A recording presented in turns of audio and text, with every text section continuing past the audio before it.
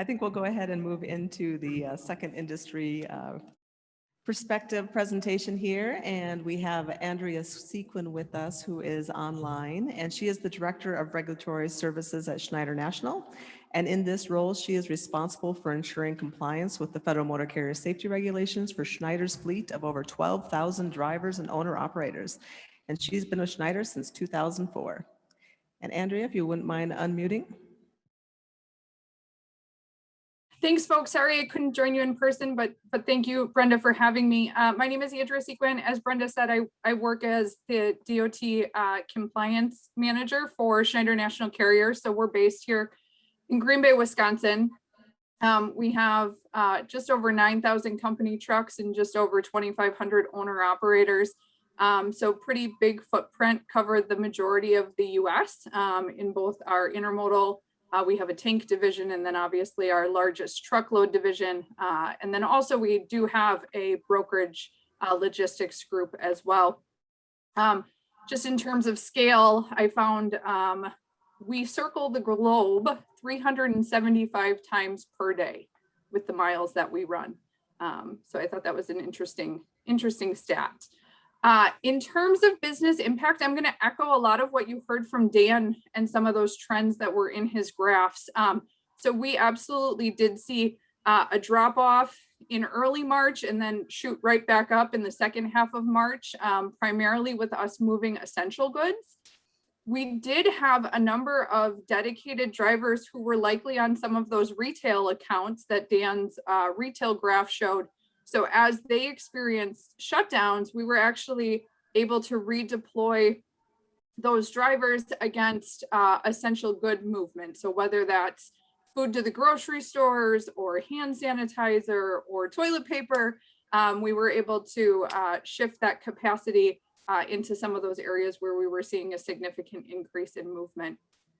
Our largest impact in terms of business impact actually came from our intermodal group.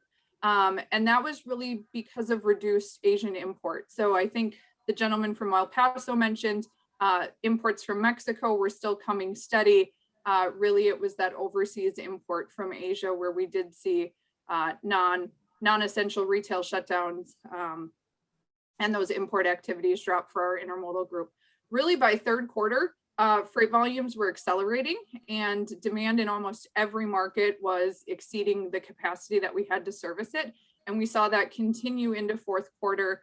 And just to, again, echo what Dan said, now coming into 2021, we are seeing that demand hold just as strong. And really now the question is the capacity and getting capacity to move that freight. So very similar business impacts in terms of what you've heard from the other presenters. Some of the lessons learned I'm going to dig into are very specific to some of the back office functions that I support, but I think many will resonate with these as well. We did not do a lot of remote work prior to the pandemic. We did absolutely have a crisis management plan. We have an enterprise crisis team that we can very quickly spin up. But normally, like Dan said, those were plans around, what if our Texas Houston facility is impacted, or what if our Reserve Louisiana group is hit by a hurricane? How do we redeploy their phones? How do we redirect that equipment, et cetera? But this was, in my 17 years, the first one that kind of was so broad that those plans didn't really work because we in many cases all across the country had to send or had to work to send folks home who we could. Now, obviously, our drivers couldn't go home. Our ops and driver support group who sit in those terminals couldn't go home. But many of our back office functions did. So our tech team did amazing work to deploy Microsoft Teams very quickly. And what we found was not only did that help us move remotely, but we got really good feedback from our field group that essentially said, hey, this is really nice. I'm actually having more virtual face-to-face with the folks in Green Bay than I did pre-pandemic, right? Which we used to just all pick up our desk phones and we didn't get a lot of face-to-face interaction with those field locations. So that actually has been a benefit to us that will likely continue post-pandemic as we do start to return to the office. The other thing I heard one of our logistics VPs say this the other day, and it really resonated, is that we really realized that culture was not based in our buildings. We have always had a safety first and always culture, and we knew that it was not based in our buildings because obviously the majority of our workforce is out on the public roadways and not in our buildings.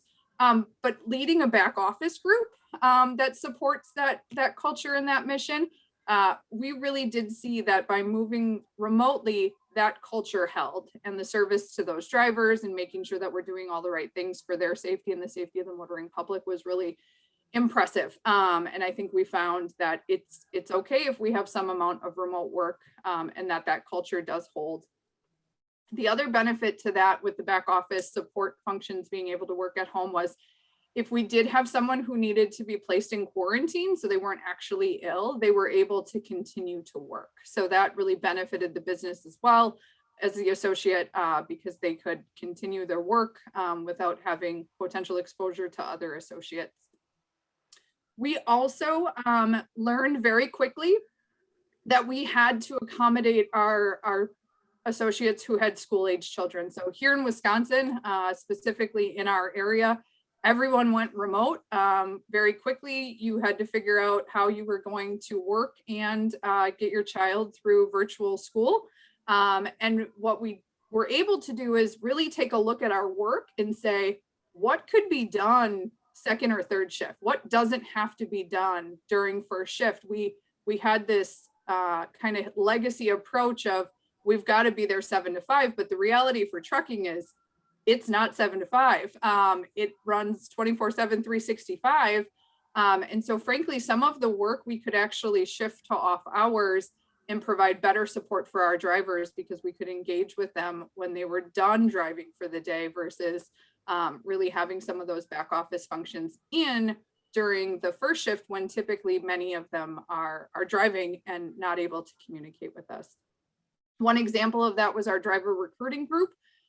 They did some flexible scheduling to accommodate people, and then they found out that their ability to contact applicants was much better, in that 3 to 8 p.m. window.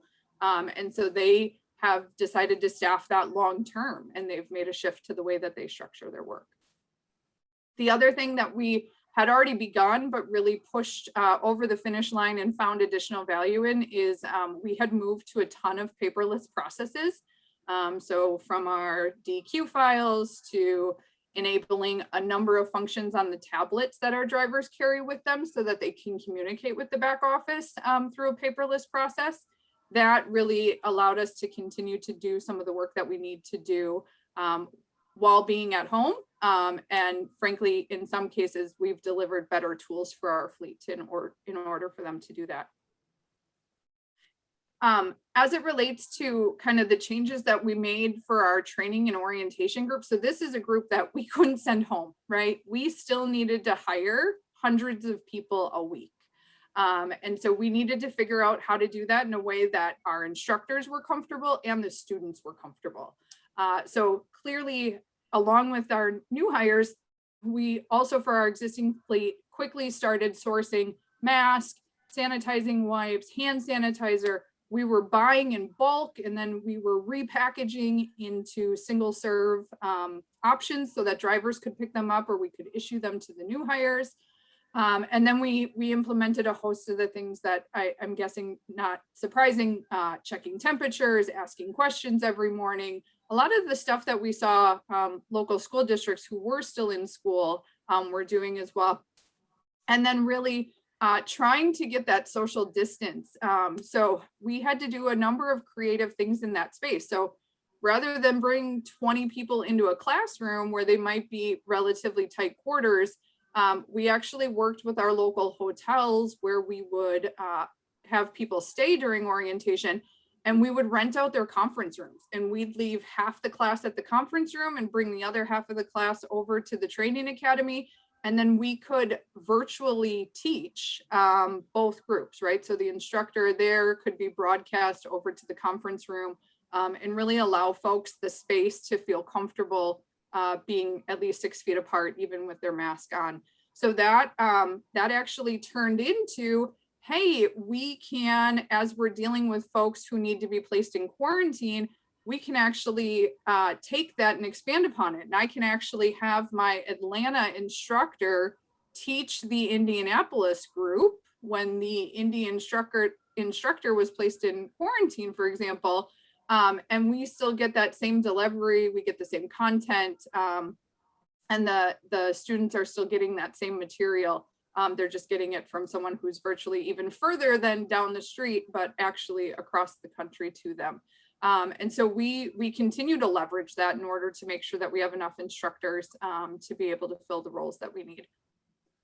The last thing we did in the training space was we actually, for our experienced drivers who much of their curriculum can be served up through computer-based training, and again, paperless process on some of the hiring paperwork, we were actually able to offer an option where they could complete a significant portion of the training from the comfort of their home, and then really come in for that final finishing qualification road test, all of those things that we really can't do without being in the truck with the individual.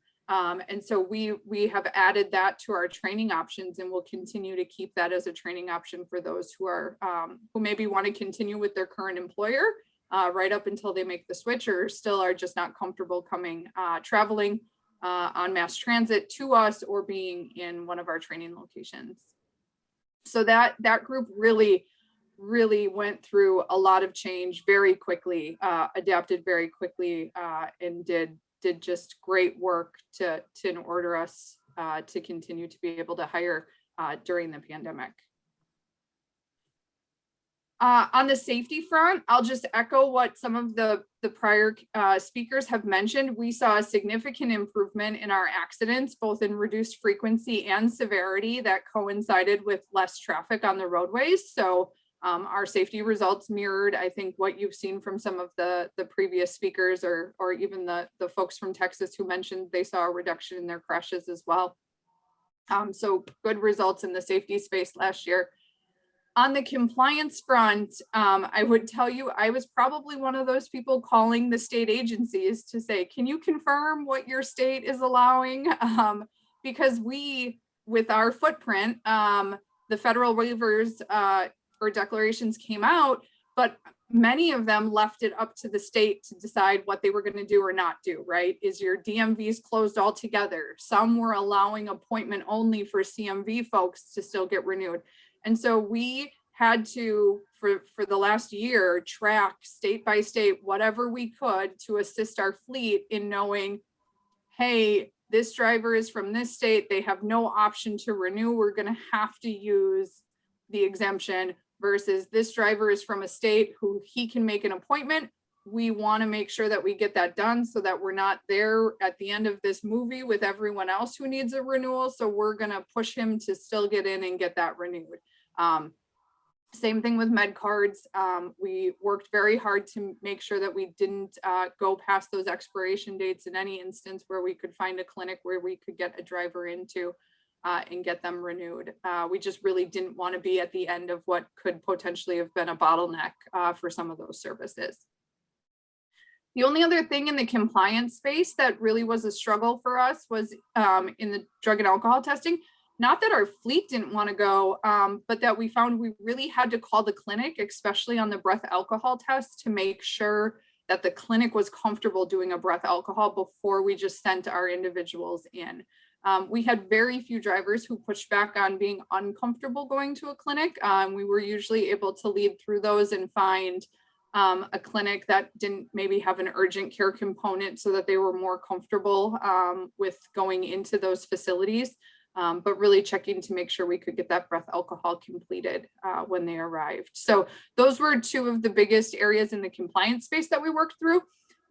Schneider, from a general perspective, doesn't typically use the hours of service exemptions or the overweight or some of those others that you saw come out. We very, very rarely use those. And so we luckily did not have a ton of communication to do with our fleet other than to communicate to them we are not using those exemptions. So some customers were putting the exemption paperwork on top of the bills indicating that the load was eligible, but our approach was that we weren't utilizing those. So really we just had to message around, even if the load qualifies, we're not going to do that. And then we here in Wisconsin, our division administrator does a great job of just making sure that the Wisconsin specific ones or even the federal ones get pushed out to the local carriers. So we had a really good understanding of what was coming out as soon or shortly after it came out, so that we could vet whether or not it was one that we wanted to use, or if it was another one that we needed to make sure the fleet understood that we weren't utilizing. That was it for me, Brenda. Any questions? Great, thanks, Andrea. We appreciate it. I do not see any online unless Dustin, you've noticed one. Do we have a question from Mr. Dan Murray here in the audience? Hi, Dan. Good to see you, Andrea. How are you? Good. So you rattled off a lot of COVID pandemic related activities and changes. Can you give me 2 or 3 that you think might become permanent in terms of processes? Anything where maybe there's some efficiencies gained and you think, well, we should keep this going? Yeah, so I'll give you a few from the back office. I think we'll continue to offer some sort of flex scheduling. I think we've come to find that there's some facility benefit and clearly associate benefit to those roles where we can allow that. So I think that one culturally, we've just made a shift there. I think the other one that we are doing a lot of exploration with that I think will continue to push forward is just around electronic bills of lading, and really how could we get to a point where we're not having to exchange that paperwork. And really it started with the whole, I don't want to hand you my pen, and then, but it led to those discussions of what's allowable, what's doable, what are the pros and cons of that. And there was a number of shippers as well that were interested in pursuing that. So I think that's another. And then the third is the one I mentioned, just around training and recognizing that we could redeploy those resources and really utilize some of our technology to allow us to deliver a consistent message, maybe from a centralized place out to additional training facilities versus multiple instructors teaching the same content, and really optimizing that to use them in other fashions.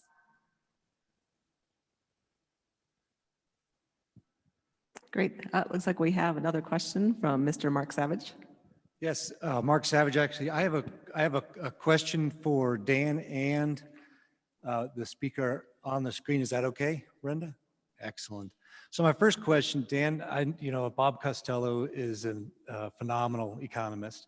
And so I was very pleased to see the slides that you had up there. In listening to both of you talk, though, I'm a little concerned and wondering if Bob has mentioned anything about inflation given the constraints on the economy right now. So that's my first question. And then my second question, Holly Scar asked a question earlier of the deputy administrator, which I thought was really spot on. And I'd like to ask the industry folks the same question. What kind of data would you need? What kind of data do you all need in order to better understand the crash picture right now from an industry perspective? So 2-part question. Dan, do you want to take the inflation question? So the first part of the question was basically, what's the impact of inflation right now on the economy and the industry? And if I put my Bob Costello cap on, it wouldn't be hard because he's as bald as I am. He would say that most of the inflationary impacts right now are temporary. There's this massive, demand for usually mid to high price housing. Manufacturing still coming back online, so we don't have quite as much of the supply as we need. But he believes all of that is relatively temporary, and within 6 months, the Federal Reserve has already said they're not going to touch interest rates to speak of.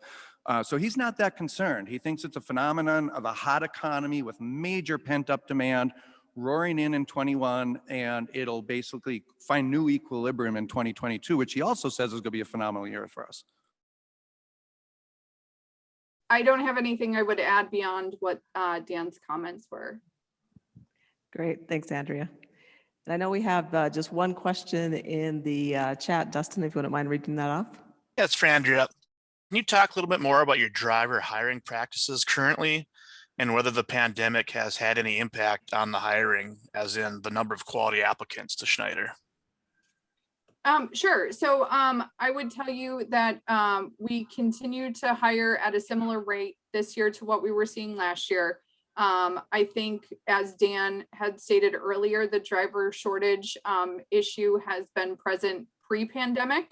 I don't know that I would say it's gotten significantly worse. I can tell you one specific area that we saw a decrease in interest was in driver teams. So team drivers who are not familiar family members or related to one another. We did see a drop off in the interest in those roles when the pandemic first began. It is starting to come back, but we continue to have a need there. But otherwise, I would say nothing significant change, no significant changes in our hiring requirements or criteria or the ability to find folks in that space. We haven't made any significant changes as a result of the pandemic. Great. Thanks again, Andrea.